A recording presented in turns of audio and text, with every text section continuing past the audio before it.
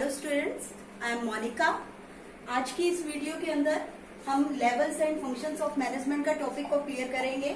जैसे कि पहले हमने मैनेजमेंट की इंट्रोडक्शन और मैनेजमेंट के नेचर को समझा था। नेक्स्ट हमारा टॉपिक रहेगा लेवल्स का। अब ये लेवल्स ऑफ मैनेजमेंट क्या होता है?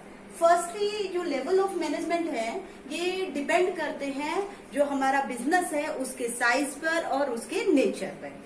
वैसे नॉर्मली जो हमारा रिसर्चर्स की बेस पर जो उन्होंने रिसर्चेस की थी उसके अकॉर्डिंग हमने जो मैनेजमेंट के लेवल को डिवाइड किया है वो 3 लेवल्स में डिवाइड किया गया है। उससे पहले हमारा जो ऑर्गेनाइजेशन के मैनेजमेंट लेवल होता है वैसे हमारे 2 टाइप्स में डिवाइड होते हैं। एक होता है हमारा मैनेजरियल लेवल, सेकेंड होता है हमारा non managerial level. Managerial level क्या होता है? जो मैनेजमेंट में पार्टिसिपेट करता है, जो हर चीज को मैनेज करता है। और नॉन मैनेजरियल लेवल कौन सा होता है? जो मैनेजमेंट में कुछ भी पार्टिसिपेशन नहीं करता है। वो हमारे ऑर्गेनाइजेशन में वर्किंग हैंड तो होता है बट मैनेजमेंट में कोई उसका पार्टिसिपेशन नहीं होता है। हालांकि इसे हम आगे भी समझेंगे बट इन शॉर्ट फॉर्म में आपको बता दूं कि नॉन मैनेजरियल लेवल के अंदर कौन सा पार्ट आता है? वो आता है हमारा वर्कर्स का, जो कि किसी भी चीज को मैनेज नहीं करते हैं। उनका काम होता है सिर्फ वर्किंग करना। और मैनेजरियल लेवल के अंदर हमारे मैनेजमेंट्स आते हैं। अब बात आती है मैनेजरियल लेवल में कौन कौन से लेवल आते हैं। तो हमारे मैनेजरियल लेवल के अंदर मैनेजरियल लेवल में 3 लेवल्स आते हैं: top level, middle level and lower level. Top level में हमारे कौन कौन से पार्ट्स आते हैं, कौन कौन से मैनेजर्स आते हैं, कौन कौन से मैनेजमेंट इसमें अपना पार्टिसिपेट करती है। टॉप लेवल के अंदर हमारे कंपनी के सीईओ, हमारे चीफ एग्जीक्यूटिव ऑफिसर या डिपार्टमेंटल जो हमारे मैनेजमेंट के पार्ट होते हैं, डिपार्टमेंटल मैनेजर्स होते हैं, वो हमारे टॉप लेवल के अंदर आते हैं। साथ के साथ हम इन्हीं सभी लेवल का साथ के साथ फंक्शंस को भी क्लियर करते जाएंगे। टॉप लेवल मैनेजमेंट के क्या क्या फंक्शंस होते हैं? फर्स्ट आता है हमारा डिटरमाइनिंग ऑब्जेक्टिव। हमारे ऑर्गेनाइजेशन का जो भी हमारा पर्पस है, जो भी ऑब्जेक्टिव है, उसको सेट करता है, उसको डिटरमाइन करता है कौन? हमारा टॉप लेवल। सेकंड होता है डिटरमाइनिंग पॉलिसीज। हमारे बिजनेस के ऑब्जेक्टिव को अचीव करने के लिए हर बिजनेस की अपनी अपनी पॉलिसीज होती है। जैसे सेल्स से रिलेटेड सेल्स पॉलिसीज होती हैं, प्रोडक्शन से रिलेटेड प्रोडक्शन पॉलिसीज होती हैं। तो इसी तरीके से जैसे जैसे हमने अपने किसी भी फंक्शन को करते जाना अपने बिजनेस में, उसकी अलग अलग पॉलिसीज बनाई जाती हैं। तो हर डिपार्टमेंट अपने डिपार्टमेंट से रिलेटेड अलग अलग पॉलिसीज को बनाता है। नेक्स्ट आता है डिटरमाइनिंग एक्टिविटीज। किस तरीके से हमारा जो ऑर्गेनाइजेशन है वो काम को करेगा, आगे बढ़ता चला जाएगा, अपने फंक्शंस को किस तरीके से ऑपरेट करेगा, वो भी कहाँ क्लियर होगा हमारा? कौन क्लियर करेगा? Top level management. नेक्स्ट आता है असेंबलिंग रिसोर्सेज। अब बिजनेस एक एम्पायर को खड़ा करना, वहां पर बहुत सारी चीजों की जरूरत होगी, बहुत सारी एसेट्स की जरूरत होगी, बहुत सारे रिसोर्सेज की जरूरत होगी। उन सभी रिसोर्सेज को इकट्ठा करना किस मैनेजमेंट का काम है?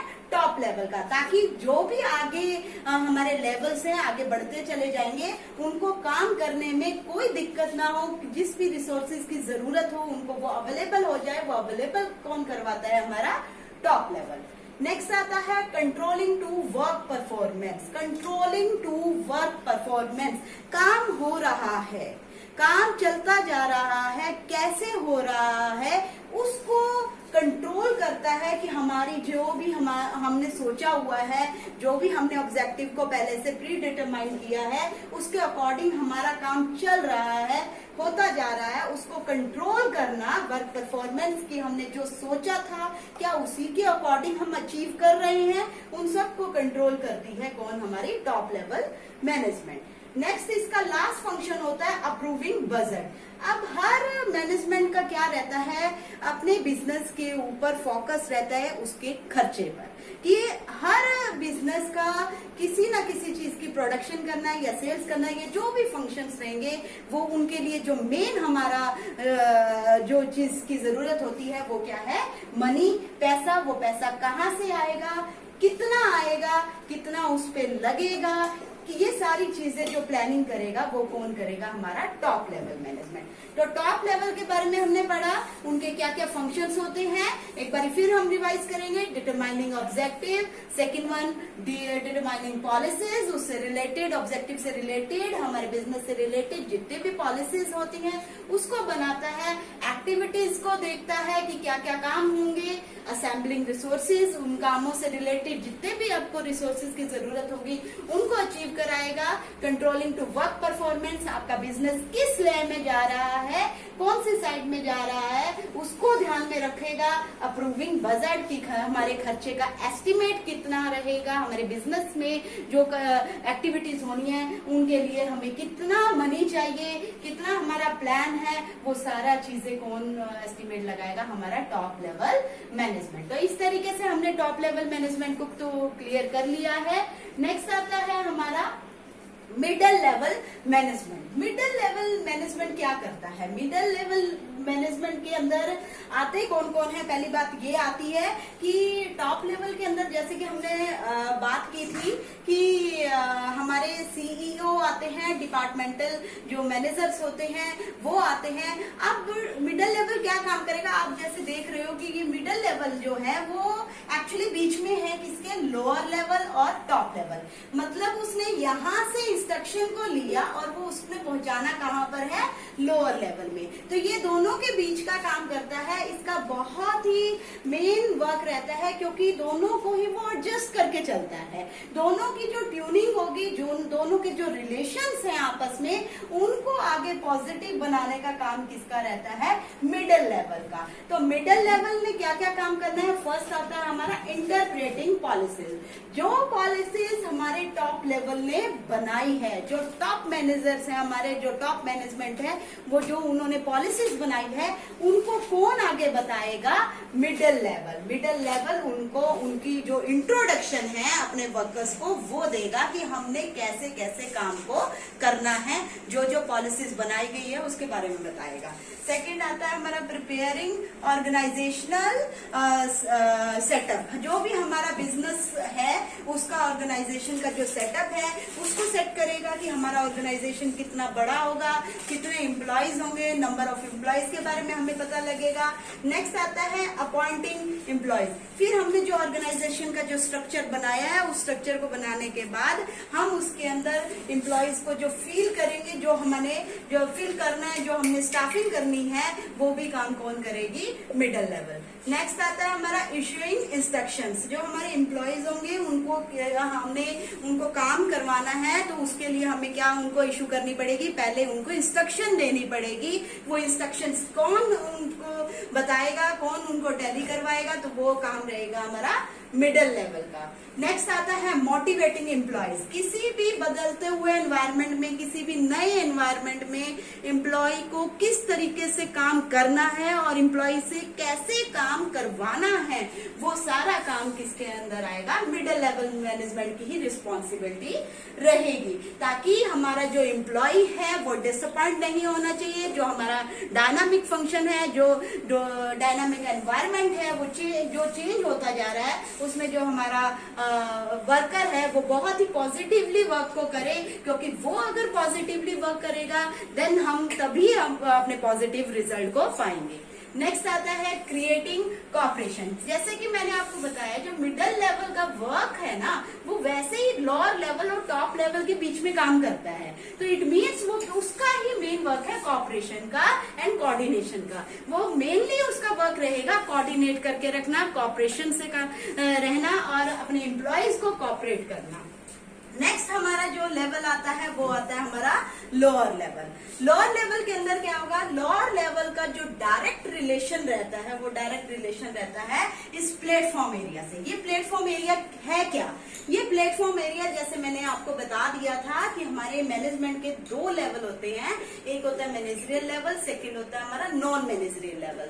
नॉन मैनेजरियल लेवल का जो काम रहता है वो ऑपरेटिंग वर्क मीन्स वर्क जो भी हमारा होगा फाइनली उसमें रहेगा, जैसे कि हमारे वर्कर्स। यहाँ पर जो प्लेटफॉर्म एरिया है वर्कर्स, वो मैनेजमेंट में उनका कोई भी पार्टिसिपेशन नहीं रहता है। वो मैनेजमेंट द्वारा जो भी इंस्ट्रक्शंस दी जाती हैं उनको सिर्फ फॉलो करता है। हम बात कर रहे थे कि लोअर लेवल की, तो लोअर लेवल का जो डायरेक्ट रिलेशन रहता है वो प्लेटफॉर्म एरिया के साथ रहता है, मींस वर्कर के साथ। तो इसका फर्स्ट फंक्शन रहता है क्या, सबमिटिंग वर्कर्स ग्रीवेंस। हमने वर्कर का, जैसे कि मैं पहले ही आपको एक्सप्लेन कर चुकी हूँ कि इसका डायरेक्ट रिलेशन किसके साथ है, वर्कर का। वर्कर काम देगा, नेक्स्ट वो किसको पहुंचाएगा, उसकी परफॉर्मेंस, उसकी रिपोर्ट किसको देगा, मिडल लेवल को। सेकंड आता है हमारा एंश्योर प्रॉपर वर्किंग एनवायरनमेंट। उसमें उसका ही काम है, क्योंकि उसका डायरेक्ट रिलेशन किसके साथ है, वर्कर के साथ। अब वर्कर काम कर रहा है, कौन से एनवायरनमेंट में काम कर रहा है, या उसे क्या फील हो रहा है, किस तरीके से उसको कोई नेगेटिविटी तो नहीं आ रही, तो उस एनवायरनमेंट को बिल्कुल फ्रूटफुली बनाना, पॉजिटिव एनवायरनमेंट बनाना, वो ओनली रिस्पॉन्सिबिलिटी किसकी है, लोअर लेवल की। क्योंकि वही जो है वो मीडियोकर का काम करेगा मिडिल लेवल और प्लेटफॉर्म एरिया के बीच में, ताकि हमारा वर्कर जो है वो बहुत ही पॉजिटिवली वर्क कर सके। नेक्स्ट आता है एंश्योरिंग सेफ्टी ऑफ वर्कर। अब वर्कर जहां काम कर रहा है वहां का एनवायरनमेंट फ्रूटफुली होने के साथ साथ सेफ होना बहुत जरूरी है, क्योंकि अगर वो मशीन से डायरेक्ट वर्क कर रहा है, मशीन के साथ हैंडलिंग कर रहा है, तो उनकी जो प्रॉपर जो मशीनरीज होनी चाहिए वो प्रॉपर होनी चाहिए। कोई भी किसी तरीके की हमारी जो इंस्ट्रक्शन हमने जो पहले से दी हुई है वो उसको हमने अनफॉलो नहीं करना है। नेक्स्ट आता है हमारा हेल्पिंग मिडल लेवल मैनेजमेंट। अब ये वर्कर का तो ध्यान रख ही रहा है, साथ के साथ वो मिडिल लेवल की क्या हेल्प कर रहा है, मिडिल लेवल की हेल्प करता है रिक्रूटमेंट में, ट्रेनिंग में। वो किस तरीके से क्या हेल्प कर रहा है, क्योंकि एक लोअर लेवल है, उसे ही पता है उसके एनवायरनमेंट में या उसकी जगह पर कितने एम्प्लॉयज की उसको जरूरत है, या कितने एम्प्लॉय जो हैं वो हमारे नेगेटिवली वर्क कर रहे हैं या पॉजिटिवली वर्क कर रहे हैं, या हमारे ऑर्गेनाइजेशन में कितने वर्कर्स की हमें जरूरत रहेगी। तो वो जो जितनी भी इंफॉर्मेशन होगी उससे रिलेटेड मिडिल लेवल को वो देगा, ताकि मिडिल लेवल उसकी रिक्रूटमेंट कर सके। रिक्रूटमेंट मीन्स जितने भी हमें एम्प्लॉय चाहिए उनकी भर्ती कर सके। उनको जब हम रिक्रूटमेंट कर लेंगे तो उसके साथ साथ उनकी आगे ट्रेनिंग की जितनी भी फैसिलिटीज होंगी उनमें भी वो हेल्प करेगा। कौन सा लेवल, लोअर लेवल। नेक्स्ट आता है इनवाइटिंग सजेशन। इसी तरीके से जैसे कि मैंने आपको बताया कि इसका डायरेक्ट रिलेशन जो रहता है वो प्लेटफॉर्म एरिया मींस वर्कर के साथ रहता है। अब वर्कर एक ऐसा इंसान है जिसे जो हमारे ऑर्गेनाइजेशन से बाहर भी जाता है, बाहर की इंफॉर्मेशन भी लेकर आता है, क्योंकि उसका डायरेक्ट रिलेशन टॉप लेवल या मिडिल लेवल मैनेजमेंट के साथ नहीं है, तो वो अपनी जितनी भी फीलिंग होगा वो किसके साथ शेयर करेगा, लोअर लेवल का। तो लोअर लेवल ही एक ऐसा मैनेजमेंट है जो डायरेक्ट रिलेशन रखते हुए वहां के सजेशन जो है वो टॉप लेवल मैनेजमेंट तक पहुंचा सकता है, ताकि हमारा जो बिजनेस का, जो ऑर्गेनाइजेशन का एनवायरनमेंट है वो बहुत ही पॉजिटिव रहे, और जो हम प्रोडक्शन कर रहे हैं, जो हमारा मेन ऑर्गेनाइजेशन का मोटिव है, वो हम बहुत ही अच्छी तरीके से अचीव कर लें। नेक्स्ट आता है हमारा क्रिएटिंग बेटर ह्यूमन रिलेशन। तो जिस तरीके से मैंने आपको हर इसकी कैरेक्टरिस्टिक के अंदर क्लियर किया है, जो भी इसके फंक्शन रहते हैं लोअर लेवल के, वो क्या है, मेनली उसका क्या है, सबके जो रिलेशंस हैं सब में कोऑर्डिनेशन उनको एस्टेब्लिश करना है। तो उससे क्या होगा कि हमारे जो ह्यूमन रिलेशन होंगे वो बहुत ही अच्छे हो जाएंगे, ताकि जो हमारा मिडिल लेवल मैनेजमेंट है और जो वर्कर है उनके आपस के जो रिलेशंस हैं वो बहुत ही पॉजिटिव रहेंगे। तो वो सारी रिस्पॉन्सिबिलिटी किसकी रह जाती है, लोअर लेवल मैनेजमेंट के। तो इस तरीके से हमने तीनों लेवल्स को क्लियर कर लिया। फर्स्ट हमारा टॉप लेवल था, सेकंड हमारा मिडिल लेवल है, थर्ड हमारा लोअर लेवल है, और फोर्थ वन जो कि हमारा एक प्लेटफॉर्म एरिया है, जो कि हमारा नॉन मैनेजरियल लेवल के अंदर इंक्लूड होता है। तो ये तो थे हमारे लेवल ऑफ मैनेजमेंट। अब नेक्स्ट आते हैं functions of management. Function of management, हालांकि ये सभी जो चीजें हैं वो मैनेजमेंट का फंक्शन के अंदर ही इंक्लूड हो जाते हैं, पर अगर हमें क्वेश्चन आ जाता है कि फॉर्म ऑफ प्रोसेस, हमें जो मैनेजमेंट के प्रोसेस है उसको क्लियर करें, तो डायरेक्टली हम इससे एक्सप्लेन ना करते हुए हम अपने फॉर्म ऑफ प्रोसेस मीन्स हम फंक्शंस ऑफ मैनेजमेंट को किस फॉर्म में करेंगे। वो फॉर्म होगी हमारी, first one is planning, second one is organising, third one is staffing, fourth one is directing and fifth one is controlling. हालांकि ये सब चीजें हमारी इसके अंदर इंक्लूड है, अगर हम डीपली पढ़ते हैं तो वो यही चीजें हैं, बट एक प्रेजेंटेशन का ही फर्क है। वो प्रेजेंटेशन क्या है? These are called by the forms of the process and these are level of management. हम इस चीज को हम इस तरीके से भी क्वेश्चन को एक्सप्लेन कर सकते हैं कि अगर हमने what is the difference between the managerial level and non managerial level, then you will represent by this कि हमने इस तरीके से पैरामिड फॉर्म जो बनानी है वो इस तरीके से क्लियर करनी है। और अगर हमारा मैनेजमेंट का फॉर्म पूछा जाता है, प्रोसेस पूछा जाता है, तो उसके अंदर हमने planning, organising, staffing, directing and controlling को एक्सप्लेन करना है। अब मैं इसके बारे में आपको बताना चाहूंगी, जैसे कि प्लानिंग क्या होता है, हमारे बिजनेस के अंदर कुछ भी क्या करना है, what to do, when to do, how to do, तो हु टू डू शुड, तो ये सारी चीजें क्या, कैसे, कब, ये जितने भी क्वेश्चन पॉइंट्स हैं उनको, जो क्वेश्चन पॉइंट्स को सॉल्व करेगा वो कौन होगा? प्लानिंग। वो प्लानिंग के अंदर आएगा कि कौन सा काम क्या होगा, कब होगा, कैसे होगा, कौन करेगा, ये सारा काम जो मैनेजमेंट में वो करता है वो प्लानिंग के अंदर आता है। सेकंड आता है हमारा ऑर्गेनाइजिंग। अब बात आती है, अब हमने सोच तो लिया काम को करना कैसे है, कौन करेगा। अब बात यह है कि हमने अपने बिजनेस को एक स्ट्रक्चर दे दिया, एक पिक्चर बना दी, एक पिक्चर बना दी कि हमारा जो बिजनेस होगा, बिजनेस का जो सेटअप होगा वो किस तरीके से होगा। तो ये सारा काम हमारा होगा ऑर्गेनाइजिंग के अंदर, क्योंकि हमारा जो मैनेजमेंट है ये जो है काम किससे करवाता है, मतलब ग्रुप ऑफ वर्कर्स से। तो हमारे यहाँ पर क्या होगा, कलेक्टिव जो हमारा प्रोसेस है वो हमारा ऑर्गेनाइजेशन के अंदर, जब तक हमारा ऑर्गेनाइजिंग नहीं होगा तब तक मैनेजमेंट का कोई वर्क नहीं हो पाएगा।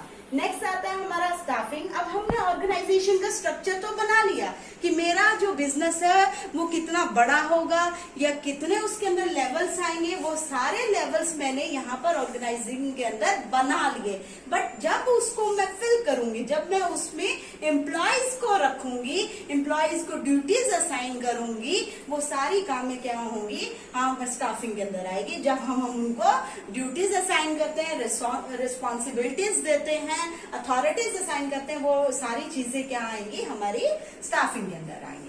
नेक्स्ट हमारा फंक्शन होता है, वो आता है हमारा डायरेक्टिंग का। डायरेक्टिंग जो है वो खुद में ही इसका जो स्कोप है वो बहुत वाइड है। वो वाइड किस तरीके से है कि डायरेक्टिंग के अंदर सिर्फ एक चीज इंक्लूड नहीं होती, डायरेक्टिंग के अंदर बहुत सारी चीजें इंक्लूड होती हैं। जैसे कि एक वर्कर्स को हम सुपरवाइज करते हैं, कम्युनिकेट करते हैं, लीडिंग करते हैं, तो ये सारी चीजें किसके अंदर इंक्लूड हो जाती है, हमारी डायरेक्टिंग के अंदर। कि वो किस तरीके से सुपरवाइज करना है कि अगर हम एक वर्कर्स के साथ काम कर रहे हैं तो उनको हमें बताना पड़ेगा कि काम को किस तरीके से आपने करना है, एक इंस्ट्रक्शंस देनी पड़ेंगी उनको।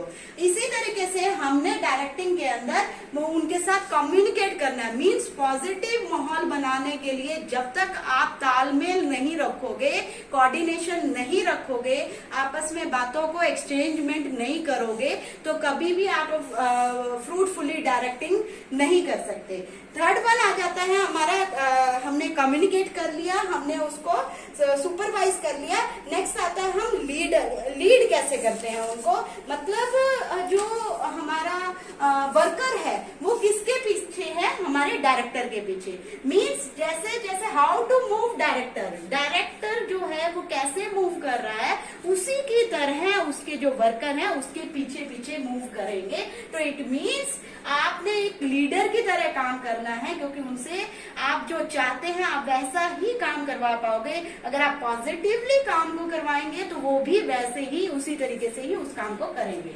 नेक्स्ट आता है मोटिवेट। तो मैं आपको बार बार चीज को बता रही हूँ, हमारा जो मेन फोकस जो रहता है वो वर्कर से पॉजिटिवली काम करवाना है। तो वो पॉजिटिवली एटीट्यूड किस तरीके से आएगा वो डिपेंड करता है आपकी डायरेक्शन पे कि आप उनको लीड कैसे कर रहे हो, आप उनको मोटिवेट कैसे कर रहे हो। नेक्स्ट आता है लास्ट हमारा फंक्शन रहेगा कंट्रोलिंग के अंदर।